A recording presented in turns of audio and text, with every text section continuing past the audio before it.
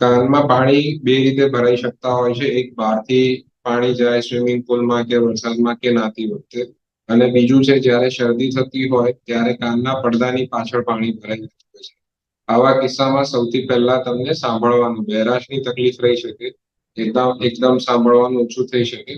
બીજું, અમુક પોઝિશનમાં સાંભળવાનું ઓછું થઈ શકે, જેમ કે આમ એક પોઝિશનમાં સારું સંભળાય, બીજા પોઝિશનમાં તમને ઓછું સંભળાય છે.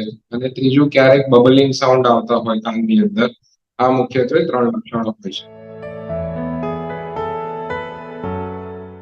ખાલી સિમ્પલ ચોખ્ખું પાણી જવાથી કાનમાં ઇન્ફેક્શન નથી થતું, પણ ઓલરેડી જો તમને કાનના પડદામાં કાણું હોય તો એને કારણે ઇન્ફેક્શન થઈ શકે છે. કાનની ચામડીમાં ચોલાઈ ગયું હોય અને પાણી લાંબો સમય રહે તો ફંગલ ઇન્ફેક્શન રહી શકે છે. વારંવાર પાણી અંદર જાય અને ભેજવાળું વાતાવરણ હોય કે તમને ડાયાબિટીસ હોય તો પણ કાનમાં ફંગલ ઇન્ફેક્શન પાણીને કારણે થવાની શક્યતા હોય છે.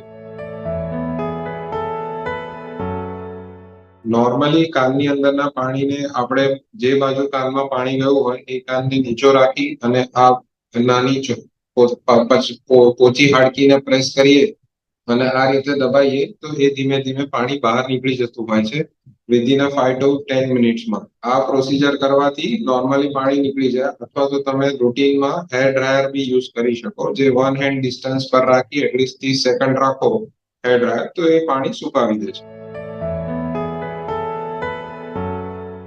કાનમાંથી પાણી, જેમ મેં આગળ સમજાવ્યું આપને રીતે, જે કાનમાં પાણી ગયું હોય એ કાનને નીચો રાખી આ પોચી હાડકીને પ્રેસ બંધ અને ઓપન કર્યા પછી વારંવાર આવું કરવાથી લગભગ 5-10 મિનિટથી પ્રેશર વધઘટને કારણે પાણી બહાર આવી જતું હોય છે. અને કાં તો તમે કોટન મૂકીને એટલીસ્ટ 10-15 મિનિટ એ કાન નીચો રાખીને સુઈ જાઓ તો એ પાણી બહાર આવીને શોષાઈ જાય છે કોટન. એક તો તમને પહેલા વારંવાર ફંગલ ઇન્ફેક્શન થતું હોય, જો કાનની અંદરનો પડદો તૂટી ગયો હોય, ડેમેજ થયો હોય, કાનમાં સડો હોય કે પછી કાનની ચામડીની કોઈ બીમારી હોય તો તમારે કાનમાં પાણી ન જાય એનું સંપૂર્ણ ધ્યાન રાખવું જોઈએ. અને ઇન કેસ જતું રહે તો નજીકના કોઈ બી ENT કન્સલ્ટન્ટ ડોક્ટરને તમે બતાવી શકો છો. કાનમાં પાણી જાય તો સૌથી પહેલા ઇયરબડથી કે ક્યુ-ટિપ્સથી એને સાફ ન કરવું જોઈએ. એનાથી એક તો વધારે અંદર મેલ જવાની શક્યતા રહે છે. વધારે જો ભૂલથી અંદર લાગી જાય ઇયરબડ તો કાનના પડદાને પણ કાણું પડવાનું કે નુકસાન થવાની શક્યતા હોય છે.